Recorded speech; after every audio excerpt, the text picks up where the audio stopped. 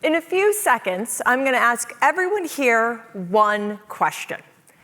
Now, this is an informal poll, so please just raise your hand if your answer to this question is yes. Do you believe you are the most successful person in the world? Don't look at your neighbors. Not a single hand. This can be a challenging question because too often we define success as being better than or having more than others. A better job, more money, a better house, more houses, more degrees, a degree from a better school, more likes, more views, more subscribers, all of these better thans and more thans. There's two major problems with this definition of success. First, if this is how we define success, success is not enduring. Success won't last. Because someone, someday, will be better than or have more than. Second problem, and most important, when we define success this way, by definition, it means that my success is predicated on your failure. Your success is predicated on my failure. By definition, it means if you are the most successful person in the world, I can't be. But I know I am. And I know that you can be too. We each have the power to become the most successful person in the world. Because true success, enduring success, isn't about being better than or having more than. Enduring success is embracing our boundless capacity to give love and to receive love. Easy to say, hard to do. I know. When I was a 6-year-old little girl, I loved animals. Bunnies, chickens, cats, dogs. But nothing compared to my love for the little pony named Shawnee that my dad let me call my own, who lived in a makeshift stable on the outskirts of town. I spent evenings and weekends with my dad, caring for this little pony at the stable, brushing her, feeding her, loving her, and dreaming of the day that I would be just big enough to ride her.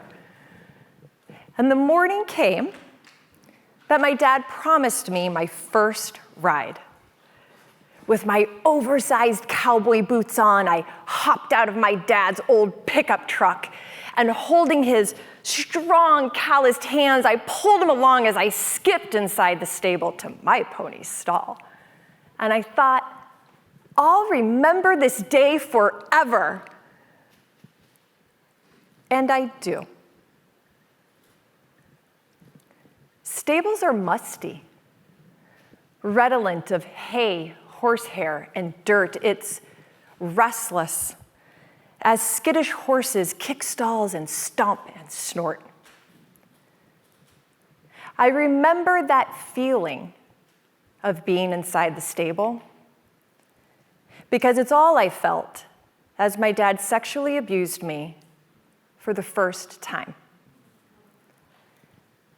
It would happen repeatedly for 7 years, until I was 13 years old.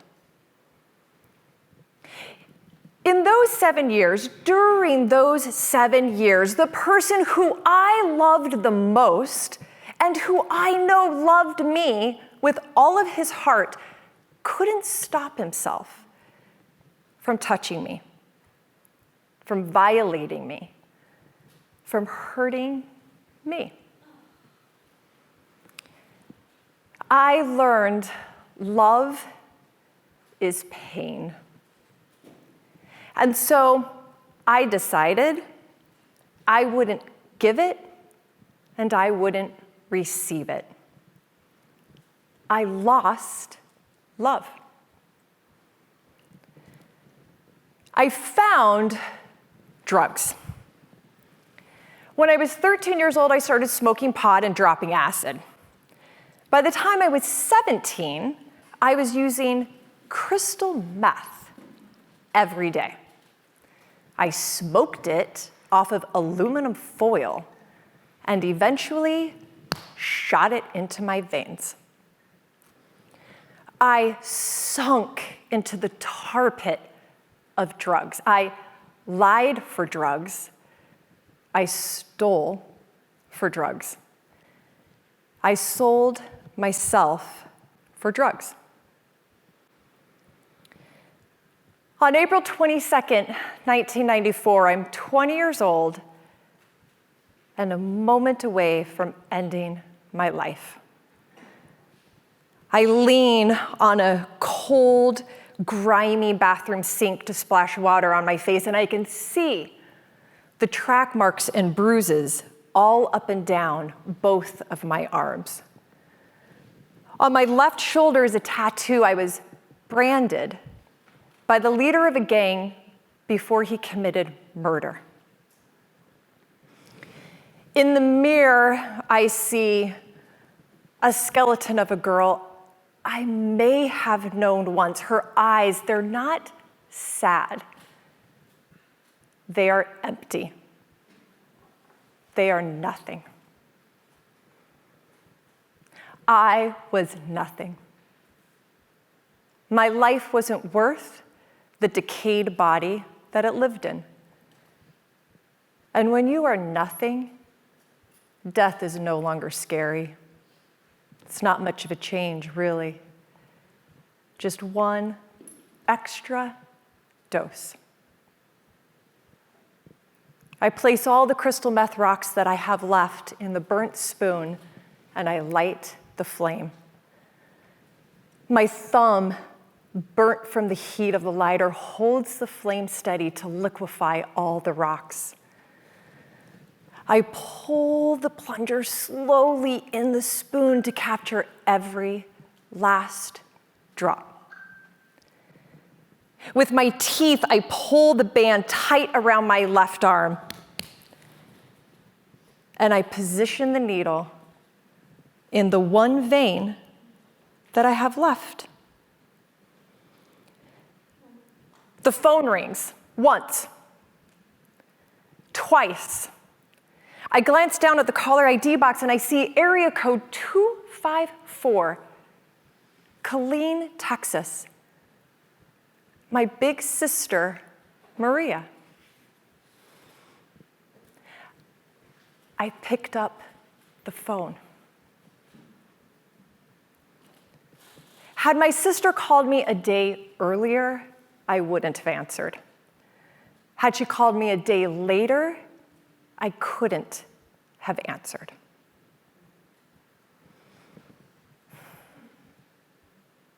At the beginning of this talk, I told all of you, that I know I am the most successful person in the world, but on April 22nd, 1994, I was inconsequential. I was nothing.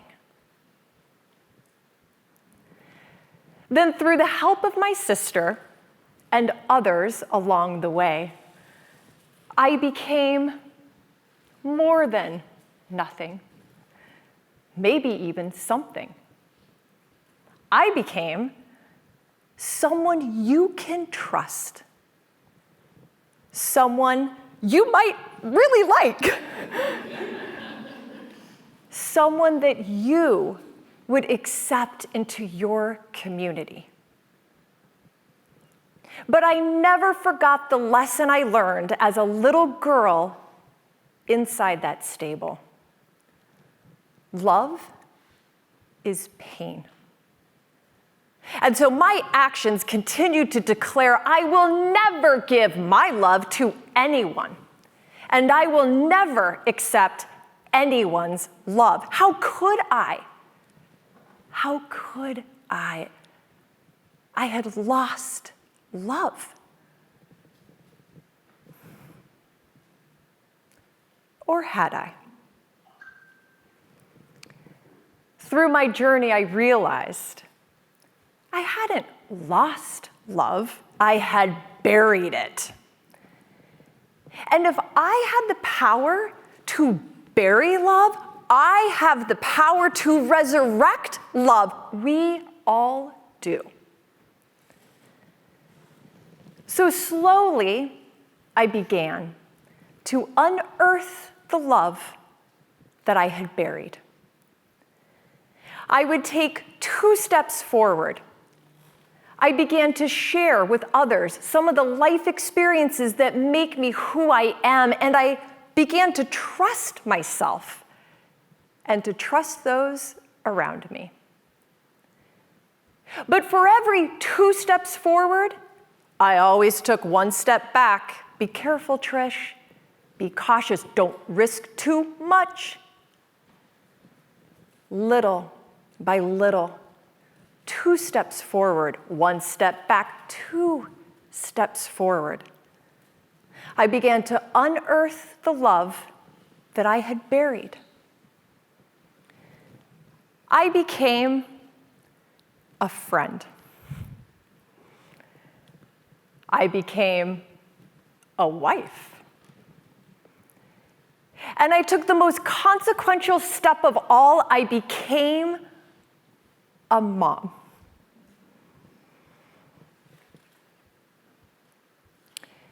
When my daughter Lily was 6 years old, she loved animals. Bunnies, chickens, cats, dogs, but nothing compared to her love of little ponies. After she pleaded with me relentlessly, I finally gave in and bought her first 30-minute instructional ride at a local stable. With her small, soft hand in mine, she pulled me over to the entrance of the barn where my feet suddenly stopped. I dropped her hand and gently pushed her forward. I made my little girl go inside the stable alone. Stables are musty, redolent of hay, horsehair, and dirt. It's restless, as skittish horses kick stalls and stomp and snort. I could just bear it for those 30 minutes if I stayed outside the stable and watched. But I would not, I could not step inside the stable. And so each week for Lily's instructional ride, I stayed outside the stable and watched. And then one day, a hurt little pony named Mona came to this stable to mend after neglect almost killed her. And the vet said, in order to heal, this little pony needed special attention, daily care and love. And my little Lily, she eagerly volunteered. But she couldn't do this alone. She needed her mom. She needed me. I had a choice to make. Would occasional visits to the stable for Lily, staying on the outside, watching her ride, become daily visits with Lily, inside the stable, helping her to care for and love this hurt little pony? I love my daughter. I've always loved my daughter, but there was a limit to my love. And that limit was 1 step outside of the stable. And then I observed Lily's outpouring of love for this hurt little pony. I felt her love. I felt it, and I didn't think, I just did it, and I was there, I was with her, I was inside the stable.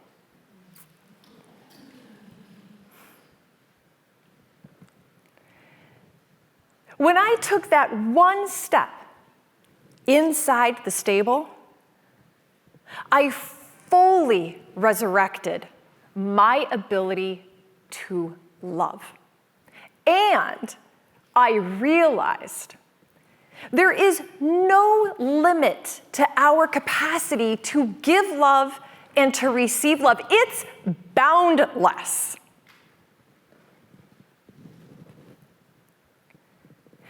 The moment before I stepped inside the stable, I wasn't nothing.